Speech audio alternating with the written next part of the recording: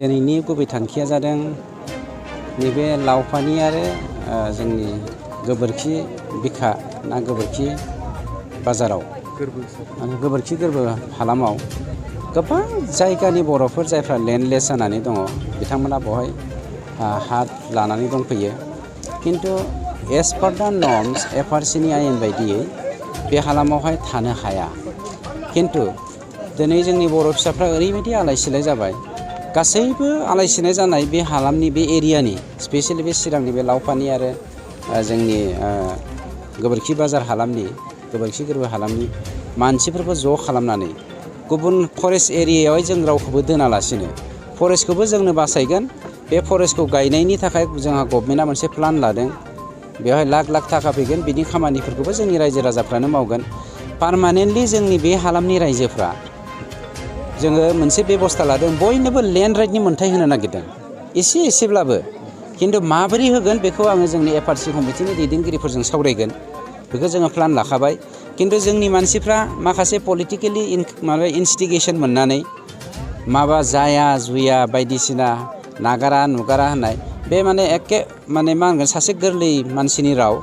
किन्तु गावनि फिसाफोरखौ गावनि हारिखौ इयुनाव जुदि मोजां खालामनो नागिरदोंबा हानि मोन्थाया नांथारगोन। हानि मोन्थायनिफ्राय जानगारना थानाय माने बिस्रा गावनि इयुना जोबनाय। आंहा जेबो जाया बेक्तिगत भाबै। आं रन्जित बसुमतारी हिसाबै थागोन मानसि हिसाबै। किन्तु आंनि हारिहा जोंनि हारिया लस दङ, बेखौसो जों साननो गोनां जादों। बेनिखायनो बे हालामनि मानसिफोरखौ बोरै हानि मोन्थाय होगोन बेनि थाखाय जोङो स्टाडि खालामनो सावरायनो रायजोफोरजों फैदों। गोबां मानसिफ्रा नंगौ लुबैसुला मानसि दङ, सोरहाबा पलिटिकेलि इनस्टिगेटेड जानाय मानसि दङ, बिसोरो बायदिसिना बुंखागोन। जों बेखौ केयार खालामा।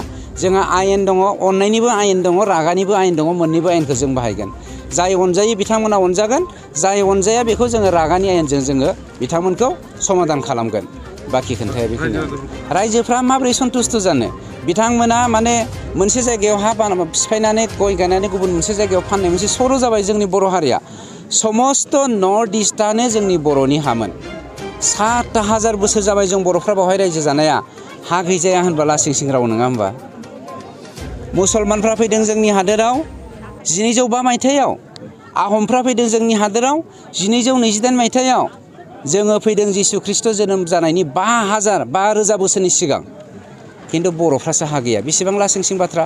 गाबोन नोंथांमोननो बे हाखौ हगारजोबनानै होगोन, बेखौबो गाबोन फाननानै गुबुन मोनसे हाग्रा सिफायबावगोन।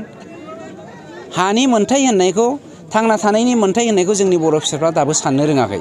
नंखायनो जोङो माखासे बुस्थुखौ जोंनि हारिया फोरोंनो गोनांथि दङ। ओंखायनो जों स्पस्ट खोन्था, जोङो मोननै पलिसि बाहायगोन। मोनसेया जादों केरट पलिसि, मोनसेया जादों स्ट्रिक्ट पलिसि। केरट पलिसिया जादों अननायनि पलिसि। गासैखौबो जोङो अननायनि गेजेरजों हाखौ राननानै होनो नागिरदों।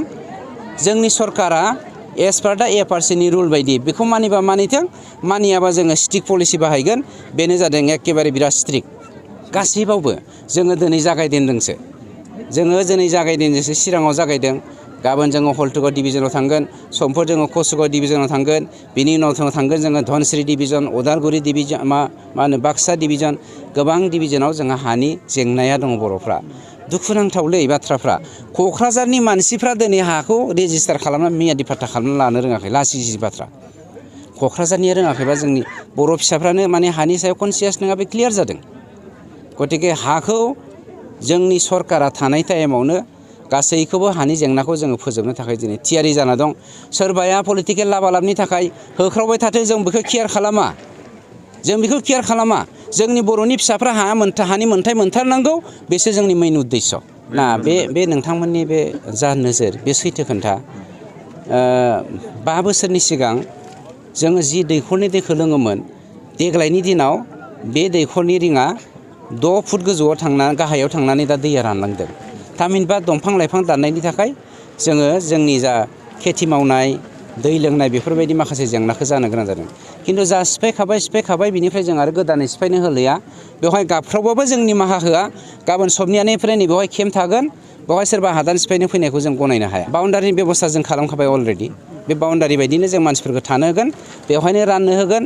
आरो गोदान हादान सिफायनो फैयोब्ला बिनि सायाव जों एक्सन लानाय जागोन। स्ट्रिक्टलि एक्सन। आं नोंथांमोननि मिडियानि गेजेरजों दिनै मेसेजखौ होनाय जाबाय।